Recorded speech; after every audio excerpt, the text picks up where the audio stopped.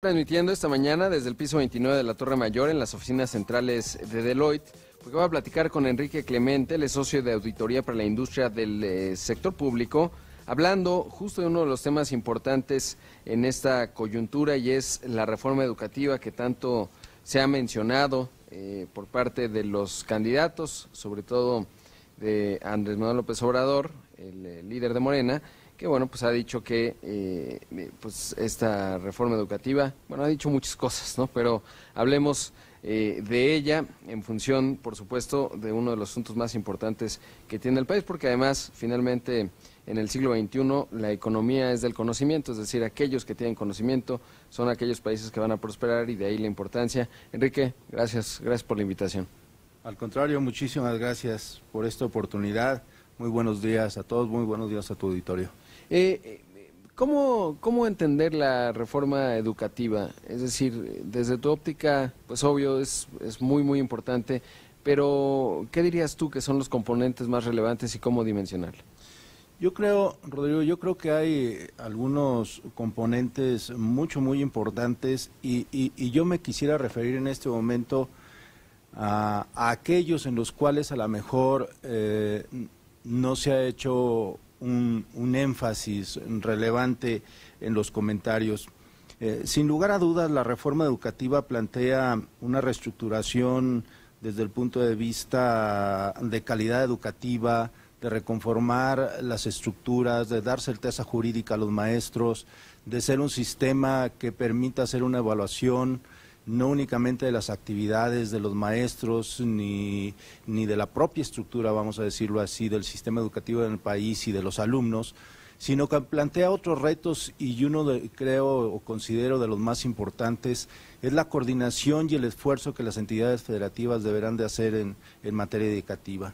Y esto sobre todo en el ámbito precisamente de lo que hoy se habla tanto, de la transparencia y de la buena administración de los recursos en general. Y hablo no únicamente del recurso económico, sino también de los recursos humanos y de los sistemas de información que podrán dotar de elementos y de herramientas obviamente para llevar a buen fin esta reforma educativa en nuestro país.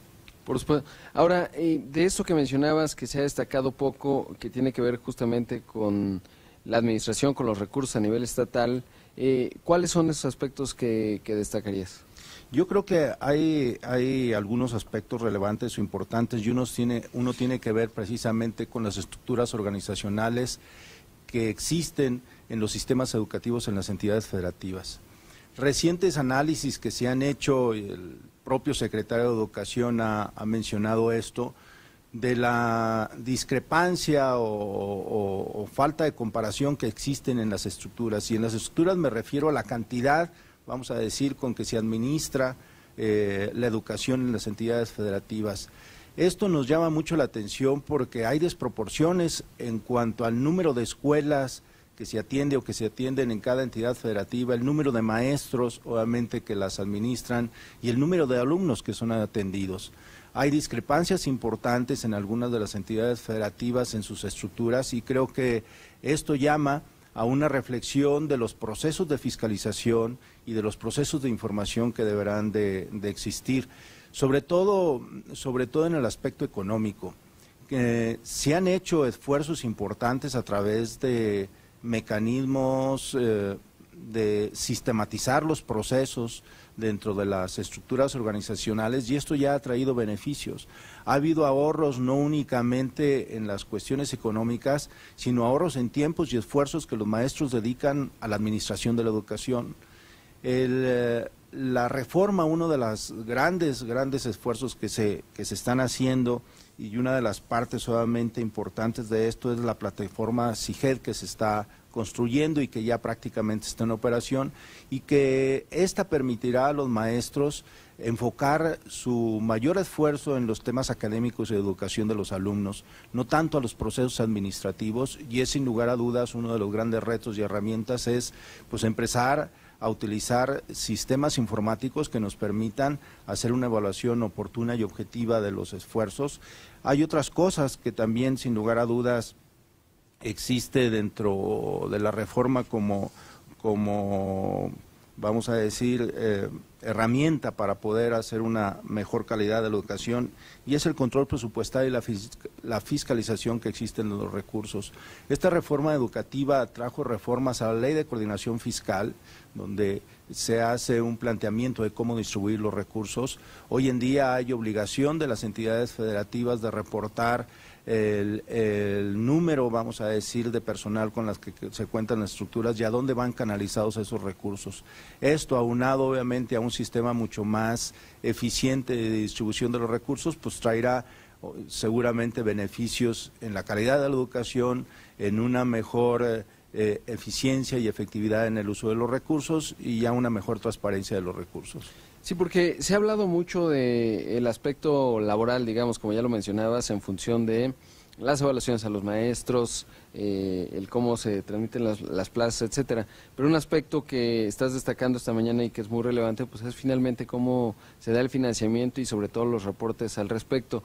¿Cuál dirías tú que es el reto más importante que hay en esta materia? Porque hablabas de estas discrepancias que se da a nivel de muchos estados, en donde probablemente se requieren habilidades pues muy precisas y muy puntuales en términos de este nuevo marco para que finalmente pues cuadren desde la óptica de las cifras.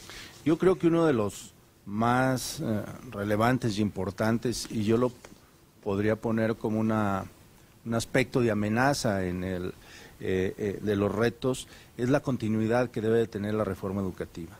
Desafortunada o afortunadamente para el caso, estamos ya en un proceso de transición del gobierno y esto es sumamente importante. Los esfuerzos que se ha tenido por hacer una educación de calidad, equitativa para todos los ciudadanos, etcétera, pues implica el reto de lo que puede o de lo que piensa o de lo que plantean nuestros nuevos gobernantes en el país. Yo creo que este es uno de los grandes retos, entender a fondo lo que ha implicado el esfuerzo, el avance que se ha tenido la reforma educativa. Yo creo que uno de los grandes retos es precisamente lograr esa continuidad de lo que se ha hecho de esfuerzo hasta el día de hoy.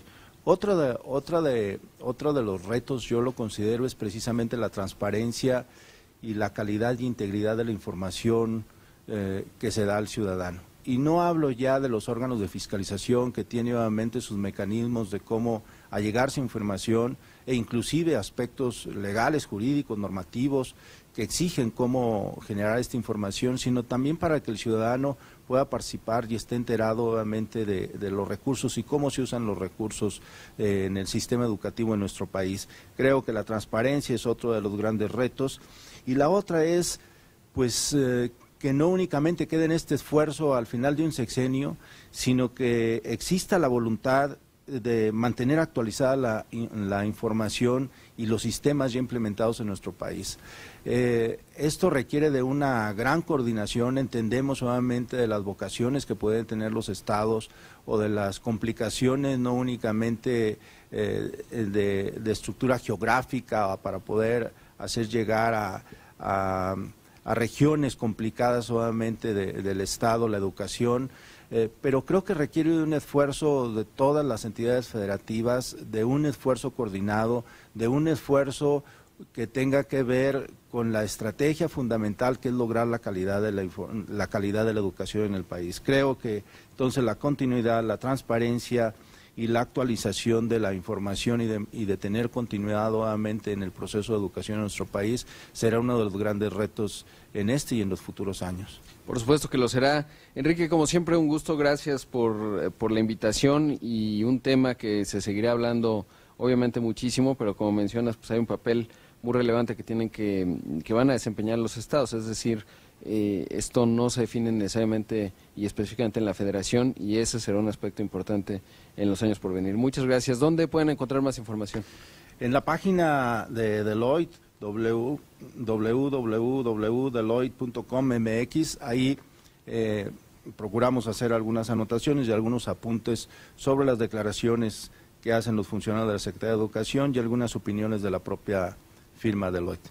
Muchas gracias, Enrique. Al contrario, gracias, Rodrigo. Ahí escuchamos a Enrique Clemente, socio de Auditoría para la Industria de Sector Público en Deloitte México.